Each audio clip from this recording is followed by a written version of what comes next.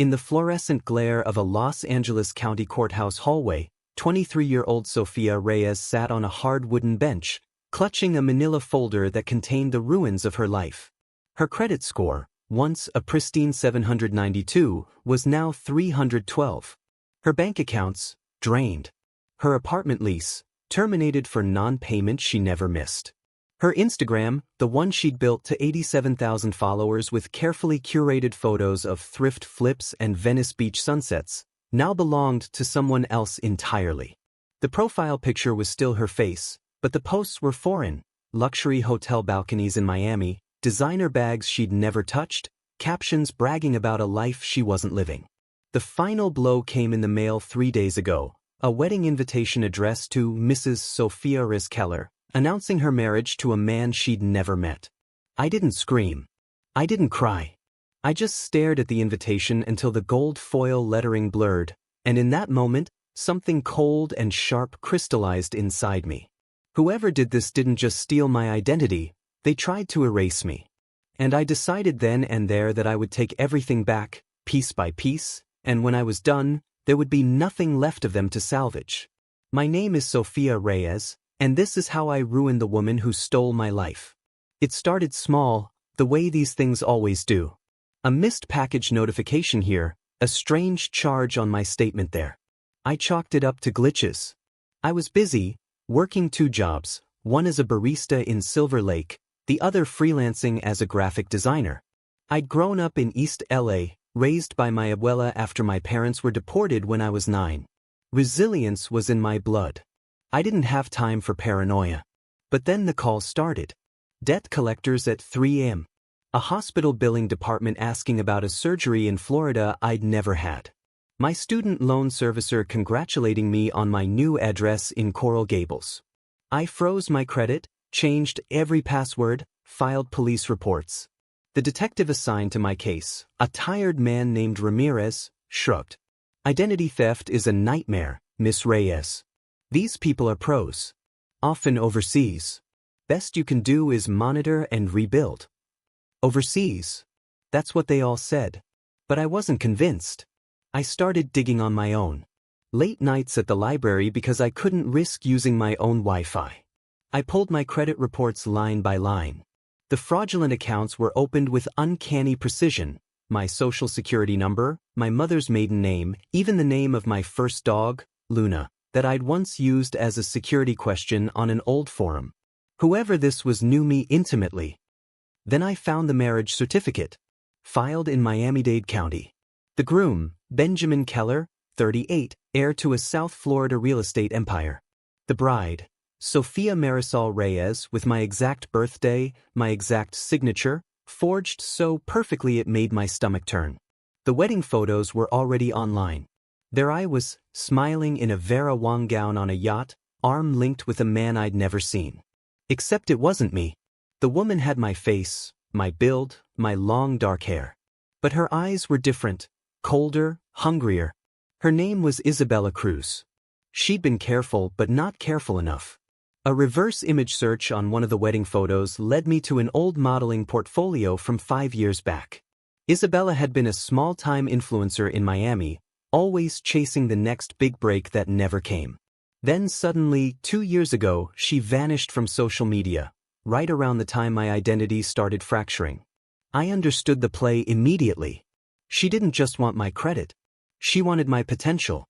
A clean slate, a young face, a backstory that could open doors. Marrying Benjamin Keller wasn't random. He was her golden ticket to old money, boardrooms, trust funds. And she'd built it all on my bones. Anger wasn't enough anymore. I needed a plan. Phase 1, surveillance. I couldn't afford to fly to Miami, so I built a digital web. I created fake accounts, friend mutual followers, scraped every corner of the internet for traces of her old life. Isabella had grown up in Hialeah, same as half my cousins. She'd gone to the same community college I'd attended for a semester before dropping out. We even shared a distant cousin on my father's side. That's how she knew the dog's name. That's how she knew everything. She wasn't a stranger. She was a ghost from the periphery of my own family tree. Phase 2, infiltration. I started small. A burner phone, a new email. I reached out to one of her old modeling friends, posing as a booking agent interested in Sophia Keller's availability for brand deals. The friend spilled everything. Isabella had undergone minor plastic surgery to perfect the resemblance. Nose job, cheek fillers, the works. She'd studied my old photos for months, practiced my smile in the mirror, learned my slang from my public Instagram stories. She'd become me better than I ever was. Phase 3, the long game. I didn't go to the police again. They'd failed me once. Instead, I rebuilt in silence. I moved in with my abuela in Boyle Heights, took cash-only jobs, lived off-grid. Every dollar I earned went into a war chest. I taught myself forensic accounting from library books. I learned how to spoof emails, how to plant digital breadcrumbs, how to make someone doubt their own reality. I started feeding Benjamin Keller doubts. It began with anonymous emails from concerned friends. Subtle things, screenshots of Isabella's old portfolio watermarked with her real name, sent from throwaway accounts. A fake text from an ex-boyfriend she'd ghosted, referencing debts she'd left behind. Then came the heavier hits, documents I forged showing offshore accounts in her real name, siphoning money from the Keller family trust. I timed them perfectly, spaced weeks apart, always from different IP addresses bounced through public libraries across California. Benjamin was no fool. Old money breeds paranoia. He hired a private investigator. That's when I knew it was working. Isabella started unraveling publicly. Posts became erratic. She accused haters of spreading lies. Her followers noticed the cracks. Why did Sophia suddenly hate Mexican food when she used to post about it constantly? Why were her childhood stories changing? I waited until their first anniversary party, a lavish affair at the Keller estate in Coconut Grove, covered by local society pages.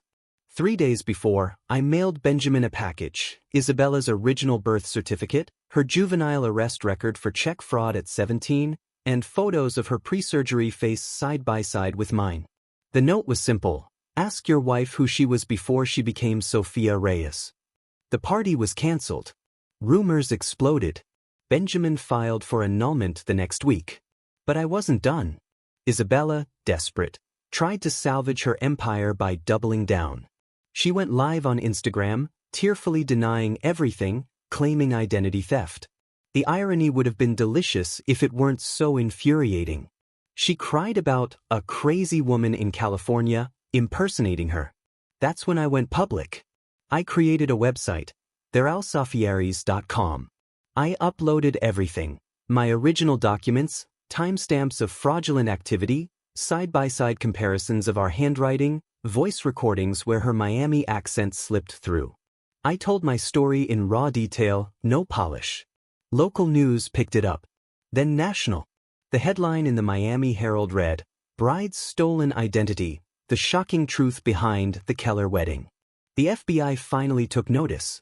Real agents, not the dismissive detective from before. Isabella was arrested trying to flee to the Bahamas. Benjamin sued her for fraud. Every account opened in my name was closed, every debt erased. My credit score began its slow climb back. She took a plea deal, 7 years in federal prison. Identity theft, wire fraud, aggravated identity theft. The judge called it one of the most elaborate cases of personal erasure he'd ever seen. I flew to Miami for the sentencing. I wanted to see her face when the gavel fell. She looked smaller in the orange jumpsuit. No designer clothes, no perfect contouring. Just a woman who tried to delete me and failed. Our eyes met across the courtroom. I didn't smile. I didn't need to.